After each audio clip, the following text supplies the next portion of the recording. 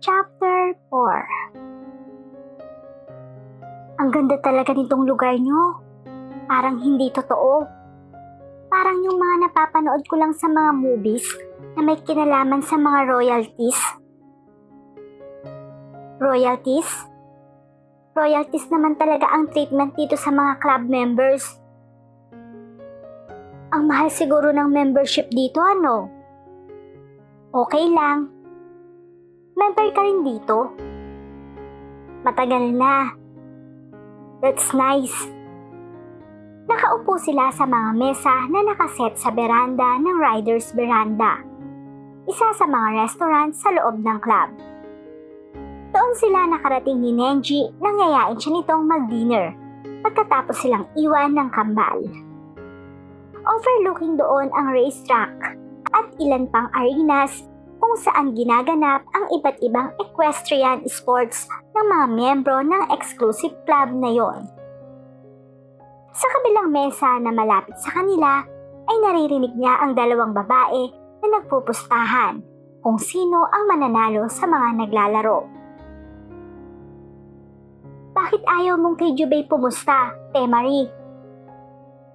Mahina sa dressage ang Mr. Kong yun. Paano kung matalo ko? Sayang ang miles. Sabay pang nagtawanan ang dalawang babae. Ikaw, June, sino ang pupustahan mo? Si Gino, tirador ng dressage arena ang cooking master boy na yun eh. Bakit hindi kay Ineru? Palpak din ng papa kong yun sa dressage. Sayang ang miles. Siya man ay natawa sa usapan ng mga ito. Sa mga babaeng nakita niyang pakalat-kalat doon sa club, ang mga ito lang ang napansin niyang tila walang pakialam kung gaano man kaelegante ang lugar na yon. They were enjoying the place and themselves. Hindi katulad ng iba na tila ba ayaw man lang mabanat ang mga pisngi para mangiti sa takot. Marahil na hindi maging in ang mga ito roon. Huwag mong pansinin ng dalawang yan. Narinig niyang wika ni Nenji. Magulo talaga ang mga yan. Let's just have dinner. Minamadali na siya nito. Gusto niyang magreklamo sana.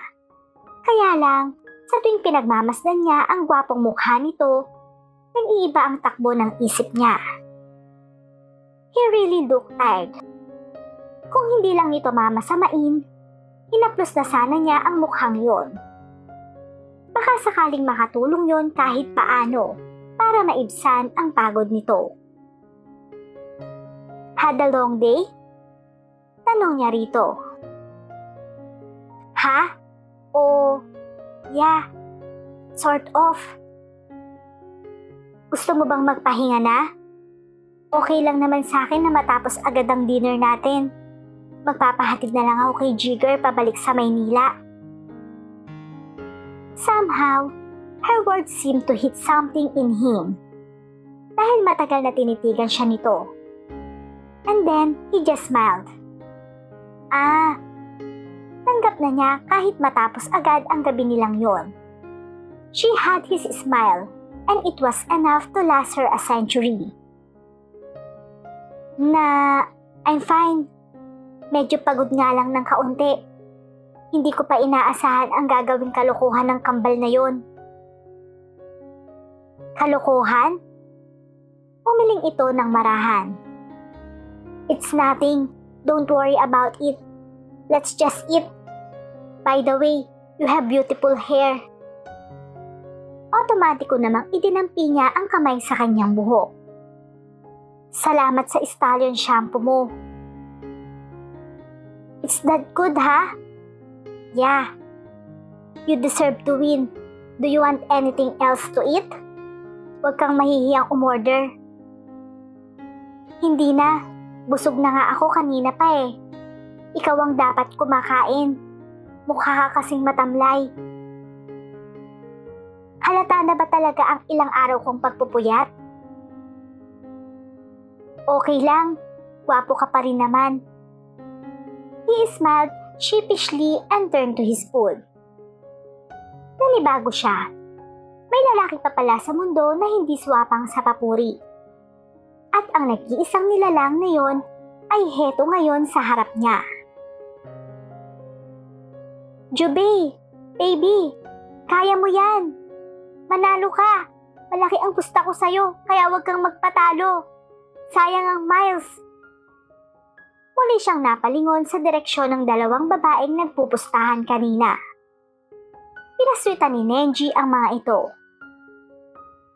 Children, quiet! We're on a date here. Saka lang bumaling sa kanila ang mga ito. Date? What date? She's not your date, Nenji. Si Jigger ang natalo sa contest nyo para sa magiging kadate ng raffle winner sa promo ng Stallion shampoo mo. So how come she ended up with you? None of your business. Miss, ingat ka yan kay Nenji. Negosyo lang ang kinikilala niyan. Umiti lang siya, tsaka hinarap ang binata na namumungay na ang mga mata. Kaya sa halip na tanongin niya ito tungkol sa sinabi ng mga babae, ay hinayaan na lang niya yon. They were right. Maya-maya ay wika ni Nenji. I don't know what happened, but Jigger was supposedly your date tonight. Nakakasama naman ito ng loob. Sana ay hindi na lang nito inungkat yon. Okay lang naman sa kanya ang magpanggap na parang walang narinig. So, bakit hinayaan mong maisahan ka ni Jigger? I don't know. He leaned back against his seat, looking at her. I guess I was curious about you.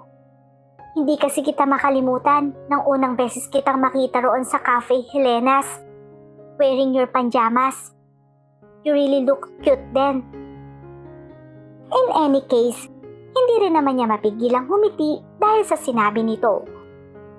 Kumakanta na ang puso niya dahil sa papuri nito. Huwag kang maniniwala riyan. Bolero yan eh. Nilingon ni Nenji ang mga nanunukso sa likuran niya. Isusumbo kayo sa mga asawa niyo na hindi kayo sa kanila pumusta. Then, he got up, took her hand, and led her out of the rider's veranda. Hindi na siya nakaimik nang hilahin siya nito sa kung saan. Masyado kasi siyang apektado ng kakaibang init na hatid ng magkahugpong ng mga kamay nila. Hindi pa siya nakikipag-holding hands sa kahit sinong lalaki. Wala kasi siyang dahilan para gawin yon, unless kailanganin niya ng tulong. Ngayon, wala naman din siyang dahilan at lalong hindi niya kailangan ng tulong. Ngunit hinayaan niya ang isang estranghero pa ring matatawag na hawakan siya sa kamay. Pero ngayon lang din niya na-experience ang joy of holding hands while walking na sinasabi nila. Masaya pala. Sa isang indoor stable siya dinala nito. Sa labas niyon ay naroon ang isang puting kabayo na sinusuklay ng isang lalaki na halatang isa sa mga stable boys doon. Good evening. Good evening, Sir Nenji. Patatakuhin pa namin si Selfie sa paligid ng club bago sana namin siya ipasok sa kwadra niya. No, it's okay. Ako na lang ang bahala sa kanya. Halatang agad na nakilala ng kabayo si Nenji. Dahil lumingon dito ang hayop nang lumapit ang binata. Sa'yo yan? Yeah, this is Selfie. She's a great horse for show jumping and eventing, and she's quite fast. Kanina nga, nanguna kami sa steeplechase game. Maasahan talaga tong si Selfie kapag kailangan kong magyabang. Tumawa pa ito. Tsaka inayos ang saddle at stirrup. Ilang sandali pa, nasa likuran na ito ng kabayo. Let's go, Winry. Hindi tayo makakapag-date ng maayos dito. Maraming istorbo. Doon na lang tayo sa bahay ko. Bahay mo? May bahay ka rito? Lahat ng club member, meron. Come on.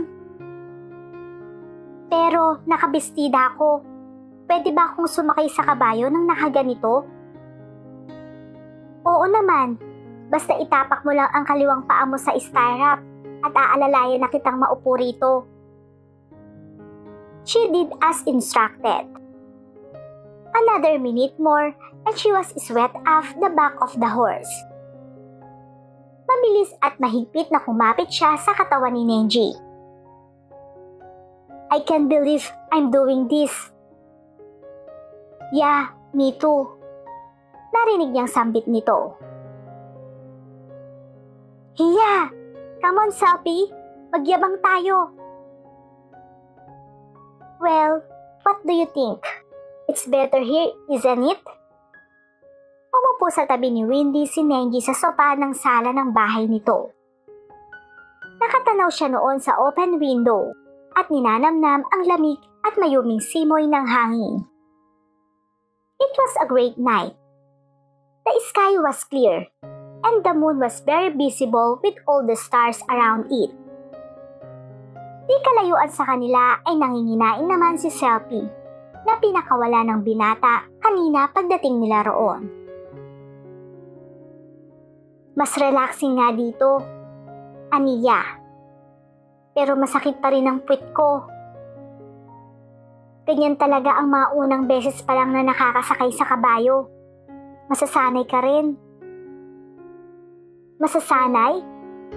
Hindi na kamo uli ako sasakay sa kabayo kung magdurusa lang naman palagi ang puwit ko. She adjusted himself on her seat. Parang gusto kong maupo sa isang bloke ng yelo. Masakit ba talaga?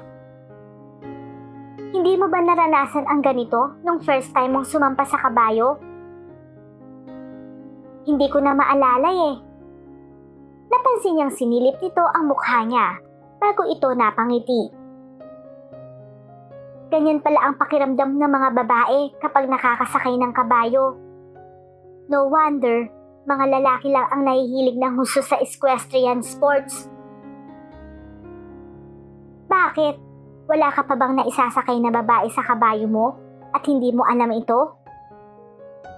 Ipinatong nito ang siko sa sandalan ng bench at itinukod ang kamay sa santido nito, tsaka marahang umiling.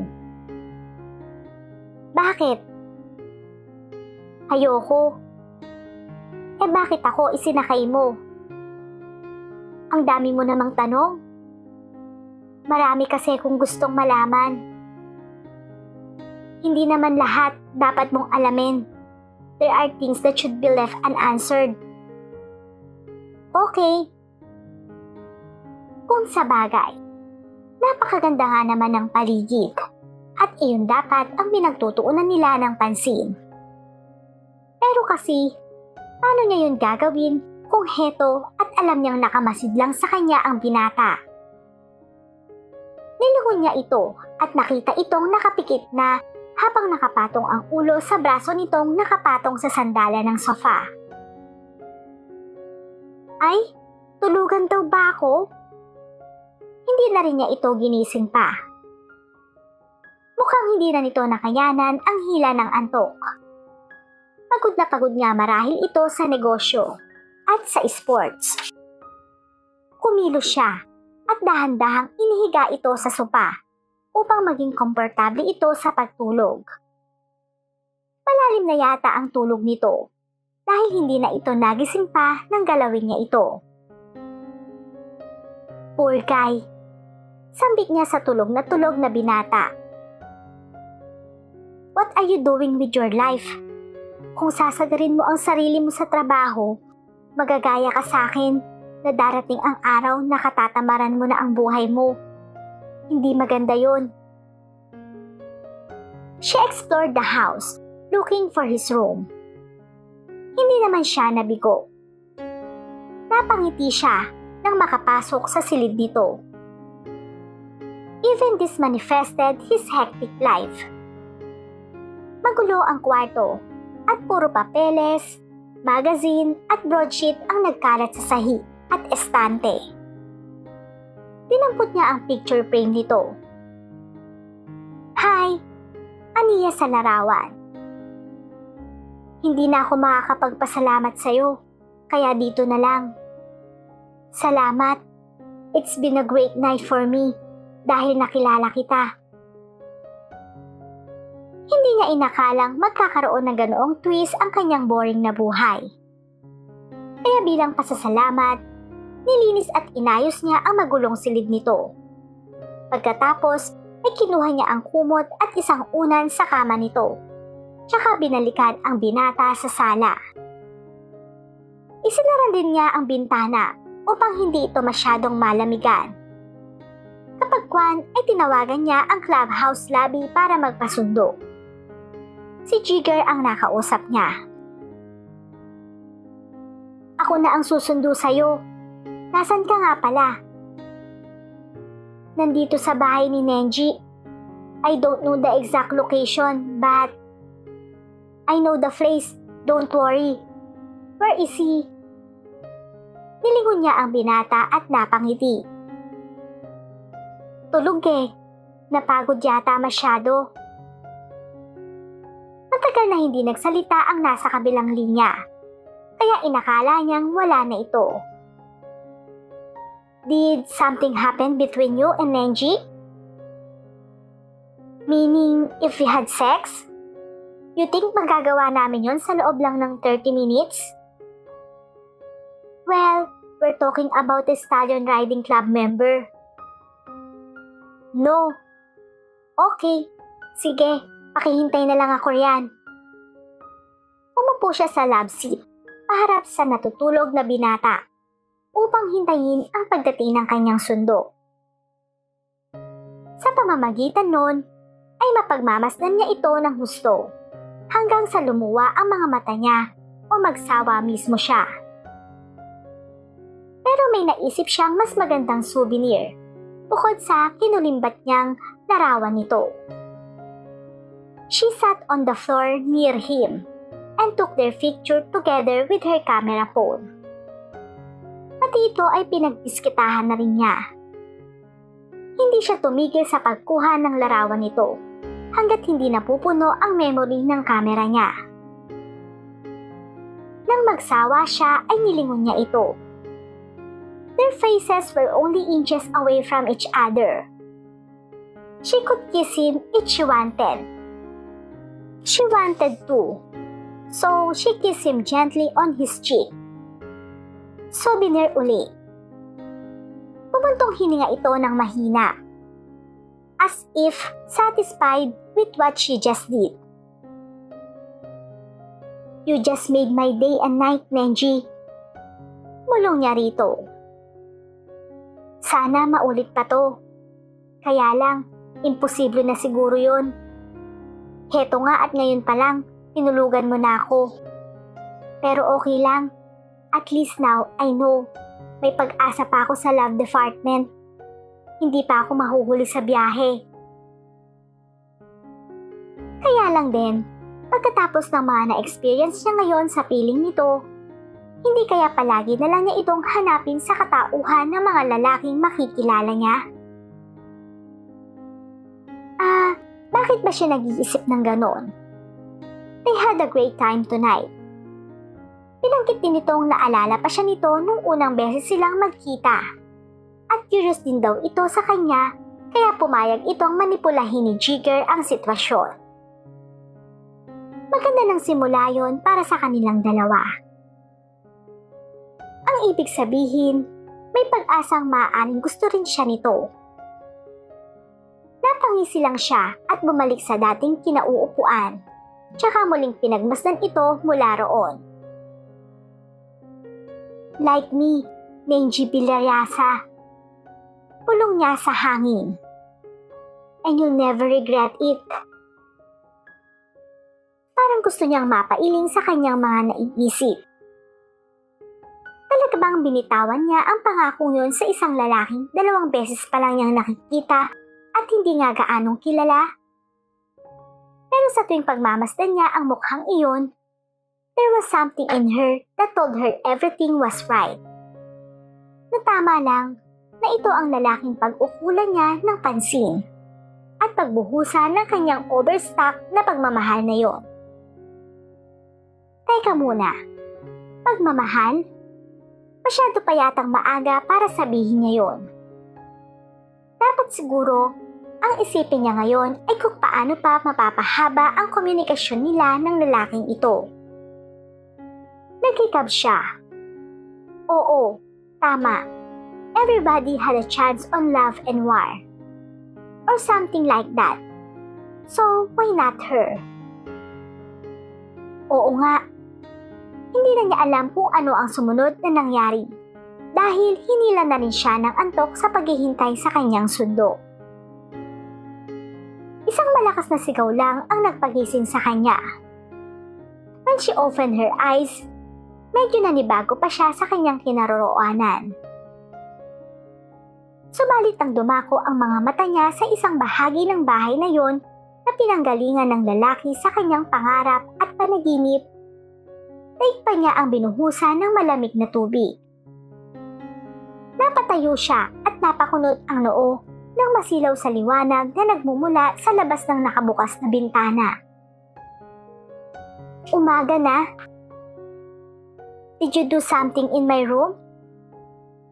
A fully awake and handsomely fresh Nenji demanded as he walked towards her, his forehead nodding. Nanibago siya sa ipinakita nitong reaksyon sa kanya. Teka, umaga na talaga? Are you listening to me? Untag nito ng marahil ay mahalata na sa ibang direksyon tumatakbo ang isip niya. Ha? Kinusot niya ang kanyang mga mata at napangiwi nang maramdaman ang pananakit ng kalamnam niya sa kanyang braso. Nangalay na siguro siya, dala ng pagkakatulog niya sa sofa. Ano? Ano nga yun? Good morning nga pala, Ne. Pinakialaman mo ba ang kwarto ko kagabi? Hindi maaaring ang mga housemaid ng club ang nakialam doon dahil hindi nila schedule ang maglinis ng bahay ko ngayon. At alam nila ang patakaran kong walang sino man ang maaaring pumasok sa silid ko nang walang pahintulot mula sa akin. Doon lang siya tila nahimasmasan ng husto. Oo, ako nga. Pero kasi, nilinis ko lang naman. At sino ang nagbigay sa'yo ng karapatang basta na lang pakialaman ang mga gamit sa silid ko? Ngayon, hindi ko tuloy makita ang mga papeles na hinahanap ko. Importante ang mga yon sa mga business deals ko ngayong araw. How do you think I would be able to answer my clients? Questions about this, ha? What happened to her precious gentle angel last night? This guy in front of her still possessed the same handsome face of the man she met last night. Pero bakit hindi na ito ang lalaking yon? What the hell would I? Hey, where do you think you're going? Nilingon niya ito. Hindi ako papayag na sigaw-sigawan mo na parang hayop na nadampot mo lang kung saan. Para sabihin ko sa'yo, mabuti ang intensyon ko nang linisin ko ang kwarto mo. Natuwa ako sa nangyari sa atin kagabi at naisip kong sa paglilinis ng silid mo man lang ay masabi kong kung gaano ako na-appreciate yon. Kung nagkamali man ako sa ginawa ko, pasensya na kung ganun. Pero wala ka pa rin karapatang bulyawan ako ng ganyan. Kahit ang mga magulang ko ay hindi ako pinag-almusal ng sermon. Tinalikuran na niya ito bago ito makapagsalita.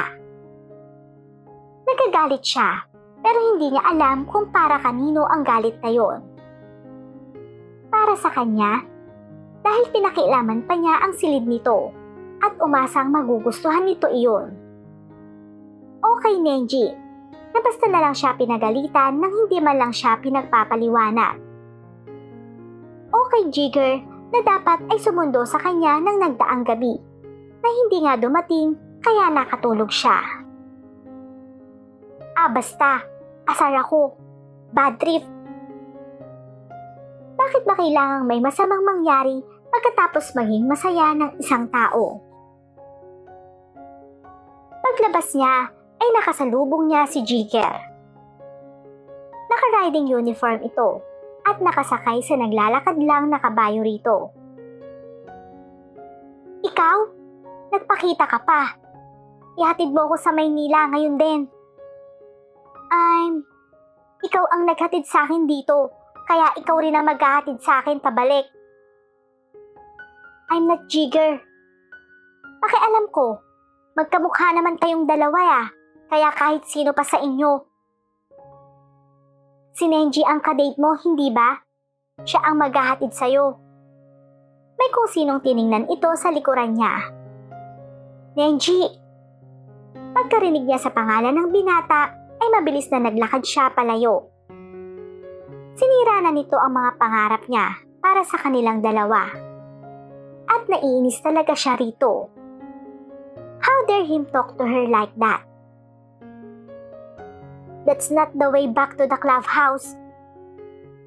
Pumiksi siya nang maramdaman ang paghawak nito sa braso niya. Pagkatapos ay nag-iba siya ng direksyon nang hindi ito tinatapunan ng tingin. Kayong dalawa talaga? Wala pa nga kayong isang araw na nagkakasama.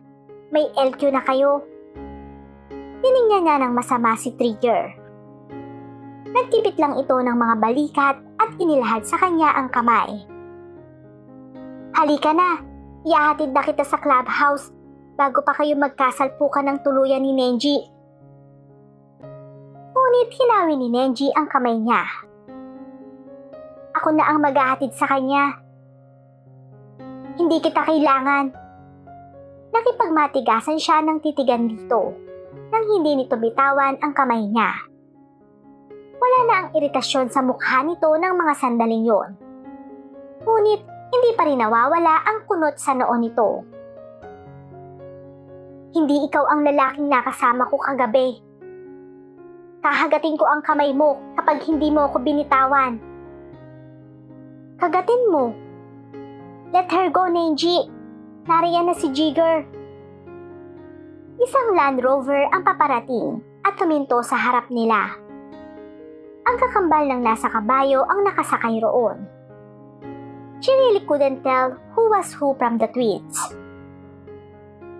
Winry, pasensya na kung hindi kita nasundo kagabi. Napainom kasi kami ng mga kasamahan ko sa clubhouse. So, tumingin ito sa magkahupong na mga kamay nila ni Nenji. So what's up? Are you two getting married now? Tol, huwag kang maingay. May LQ ang mga yan. This early? Umiral na naman siguro ang morning sickness mo, no, Nenji? Shut up, Jigger. I'm Trigger. You're Jigger. Kasasabi lang ni Trigger. Tumawa lang ang kakambal nitong nakasakay pa rin sa likod ng kabayo. Hinila na niya kay Nenji ang kanyang kamay. Sa wakas ay nakawala rin siya. Nagmamadaling pumasok siya sa sasakyan ng bagong dating. She focused her eyes on the road ahead. Ayaw na niya itong makita pa at baka kung ano pa ang masabi niya rito sa sobrang emosyong nararamdaman niya ng mga sandaling yon. Ilang sandali lang ay pumasok na rin sa passenger seat ang isa sa kambal. He started the engine and off they went. Natikman mo na rin pala kung gaano kabangis si Nenji sa umaga. Huwag mong intindihin yon, Winry. Ganun lang talaga siya sa umaga. Parang nawawala sa sarili. Wala akong pakialam. I just want to get the hell out of here.